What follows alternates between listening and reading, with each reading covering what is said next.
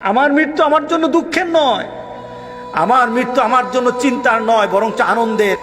আমি তো সেদিন থেকে ঘোষণা দিয়ে দিয়েছি, আমার জীবন, আমার মরণ, আমার নামাজ, আমার কুরবানি, কোনো জিনিস আমি আমার নিজের জন্য করি না, নিজের জন্য রাখি না, সব কার জন্যে?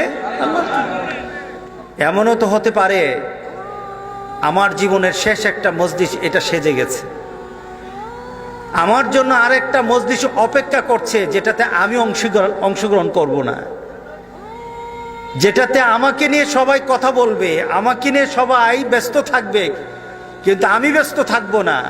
আমরা আল্লাহর কাছে শুকরিয়া জানাই যে মাবুদ আমাদেরকে একত্রিত করেছেন তার কোরআনের মজলিসে, একটা দ্বীনি পরিবেশে আমাদেরকে আল্লাহ একত্রিত করলেন। আমরা ভীত নই, আমরা আনন্দিত। কি বলেন? এমন এক পরিবেশ চলছে গোটা পৃথিবীতে, কথা হচ্ছে একত্রিত হওয়া যাবে না, মজলিসে বসা যাবে না, কোথায় কয়েকজন একসাথে চলাফেরা করা যাবে না। কিন্তু আমরা ভীত নই, কারণ আমরা আমাদের জন্য বসি নাই, আমরা বসেছি আমাদের আল্লাহর জন্যে। আমরা এখানে বসেছি আমাদের ঈমানকে তাজা করার জন্যে, জীবন তাজার জন্য না। যারা জীবন তাজা করতে চায় তারা ভয় পায়, যারা ঈমান তাজা করতে চায় তারা দুনিয়ার কোনো জিনিসকে ভয় করে না। আমাদের কাছে দাম হলো ঈমানের, আমাদের জীবনের দাম আমরা তো ওই সময় দিয়ে দিয়েছি যখন আমরা মুসলমান হয়ে জন্ম নিয়েছি। ওই সময় আমরা আমাদের পূর্বসূরি যারা ছিলেন, যারা আমরা আগে ছিলেন, তাদের ঘোষণার সাথে মিলিয়ে আমরা ঘোষণা দিয়ে দিয়েছি, ইন্না সলাতি ওয়া নুসুকি ওয়া মাহইয়ায়া ওয়া মামাতি লিল্লাহি রাব্বিল আলামিন। আমি তো সেদিন থেকে ঘোষণা দিয়ে দিয়েছি, আমার জীবন, আমার মরণ, আমার নামাজ, আমার কুরবানি, কোনো জিনিস আমি আমার নিজের জন্য করি না, নিজের জন্য রাখি না, সব কার জন্যে? আমার ঘোষণা তো চলে আসছে। আমি এই চূড়ান্ত ঘোষণার উপর বেঁচে আছি, আমি আমার এই চূড়ান্ত ঘোষণা দিয়ে মরতে চাই। সুতরাং মোমেন কখনো কোনো জিনিসে ভয় পায় না। মোমেন ভয় পায় আল্লাহর আযাবকে। আমরা কিসে ভয় পাই? আল্লাহর গুসাকে আমরা ভয় পাই, আল্লাহর রাগকে আমরা ভয় পাই। সুতরাং গোটা পৃথিবীতে যখন মানুষ বলে একসাথে বসা যাবে না, মুসলমান কিন্তু এই চিন্তা করে না, বরং মুসলমান চিন্তা করে যেটার কানে বসা যাবে না, যিনি দিয়েছেন তার কাছে ক্ষমা চাওয়া, এই বিপদ থেকে বাঁচার জন্য তার কাছে আত্মসমর্পণ করা। এছাড়া আমার আর কিছু নাই, বাঁচার আর কোনো তরিকা নাই, বাঁচার আর আমাদের কোনো সুযোগ নাই। একটাই সুযোগ, আল্লাহর কাছে বলে দেওয়া, ঘোষণা দেওয়া, মাবুদ ভুল করে থাকলে মাফ করে দাও। এটা কার দরবার? ক্ষমার দরবার। এটা হলো ক্ষমার দরবার, যেই দরবারে মানুষ চাইতেই থাকবে, মানুষ চাইতেই থাকবে, সেখান থেকে কেউ ফিরে আসবে না। ওইটা আমার মাবুদের দরবার। আমরা আজকে এখানে বসে গোটা পৃথিবীর মানুষের জন্য দোয়া করব। নিজেদের জন্য দোয়া করা দরকার, মানুষের জন্য দোয়া করা দরকার। শুধু মুসলমান নয়, গোটা পৃথিবীর মানুষ, গোটা পৃথিবীর মানুষের জন্য মুসলমানরা দোয়া করে। আল্লাহ যেন এই বিপদ থেকে আমাদের সবাইকে রেহাই দেন। আমিন বলি। আমরা ভীত নই, আমরা আনন্দিত যে একটা কোরআনের মজলিসে বসতে পেরেছি।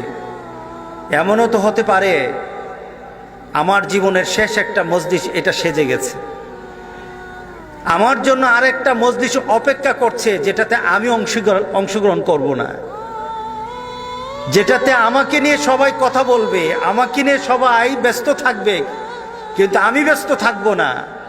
এমন একটা পরিবেশ তো হয়ে যেতে পারে, হতে পারে না? সুতরাং আমরা প্রস্তুত। আমরা মৃত্যুর জন্য সবসময় প্রস্তুত থাকি। মোমেন সবসময় তার চিন্তা চেতনাতে মৃত্যুকে আলিঙ্গন করতে ভালোবাসে। হযরত বেলাল মৃত্যুর মুহূর্তে তার স্ত্রী বলতেছিল, আয় হুজনা, আহারে আমি চিন্তিত, আমার স্বামী মারা যাবে, বিপদ, আমার স্বামী যদি চলে যায় তাহলে আমার জন্য কঠিন হয়ে যাবে। হযরত বেলাল বললেন, ইয়া হুজনা বলো না, ইয়া ফারহা বলো, আনন্দ আনন্দ, কারণ আমি আগামীকাল আমি যার সাথে মিলিত হব তিনি আমার সবচেয়ে প্রিয় ভাজন, তিনি হলেন মুহাম্মদ রাসূলুল্লাহ। আমার মৃত্যুর পর তো আমি আমার রাসূলের সাথে মিলে যাব, আমার মৃত্যুর পর আমার রাসূলের সাথীদের সাথে, আমার বন্ধুদের সাথে মিলে যাব। সুতরাং স্ত্রীকে মুখে হাত দিয়ে বলল, তুমি এই কথা বলো না, বলো আমার জন্য আনন্দ সামনে, আমার মৃত্যু আমার জন্য দুঃখের নয়, আমার মৃত্যু আমার জন্য চিন্তার নয়, বরং আনন্দের, কারণ আমি আগামীকাল আমার রাসূলের সাথে মিলিত হয়ে যাব। আল্লাহু আকবার। এটা হলো মুমিনের কাজ, এটা হলো মুমিনের চিন্তা। মুমিন জীবনকে ধারণ করে যে জীবন আখিরাতের জন্য উপযুক্ত, আল্লাহ সন্তুষ্টির জীবন মুমিন পছন্দ করে। এর জন্য কবি বলেছিলেন, মুঝে ये डर है कि दिले जिंदा ना तुमर जाए, जिंदगानी इबारत है तेरे जीने से। আমি ভীত, মুঝে ये डर है कि दिले जिंदा ना तुमर जाए, ও আমার আত্মা, আমি তোর ব্যাপারে একটা বিষয় চিন্তিত, তুই জীবিত আছোস না মারা গেছোস, তুমি কি দুনিয়ার দৃষ্টিতে মৃত্যুবরণ করেছো নাকি জীবিত আছো, এটা আমার দেখার বিষয় নয়, কিন্তু আমার দেখার বিষয় তুমি জীবিত কিন্তু ভিতরে মরা। তোমাকে দেখতে মনে হয় তুমি জীবিত, তুমি বাজারে যাও, ঘর সংসার করো, সমাজের মানুষের সাথে চলো, সমাজের প্রয়োজনে তোমাকে কাজে লাগে, দুনিয়াতে তোমার মানুষের প্রয়োজন আছে, কিন্তু আখিরাতে তোমার আল্লাহর সাথে সম্পর্ক হয় নাই।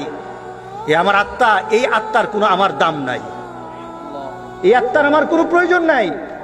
যে আত্মা আমার মাবুদের সাথে সম্পর্ক করতে পারে না, যে আত্মা আমার রাসূলের সাথে সম্পর্ক করতে পারে না, এই আত্মা দেখতে মনে হয় জীবিত, আসলে এটা মরা। ঠিক না? এটা হলো মরা। এই মরা দিল আমি চাই না। আমি বেঁচে থাকো আমার দিল যখন মরে যাবে, আল্লাহ রাসূলের সাথে যার সম্পর্ক নাই, বেঁচে থাকো তারা মরা। কথা ঠিক আছে কিনা বলেন? সুতরাং যারা দিনের পথে নাই, দেখতে মনে হয় জীবিত, আসলে তারা মরা। যারা আল্লাহ রাসূলের কথায় চলে না, তাদেরকে দেখতে মনে হয় জীবিত, আসলে তারা মরা। যারা আল্লাহ রাসূলের নীতিতে চলে না, দেখতে মনে হয় জীবিত, আসলে তারা জীবিত না, এরা হলো মরা। কি বলেন? আমরা একটা জীবন্ত জীবন চাই, যে জীবন দেখতে জীবন্ত মনে হবে না, কিন্তু ওই জীবনের দাম দুনিয়াতে যেমন থাকবে আখিরাতেও থাকবে, এমন জীবন আমরা চাই। রাজি আছো তো সবাই ইনশাআল্লাহ? আল্লাহ সবাইকে এমন একটা জীবন দান করুন।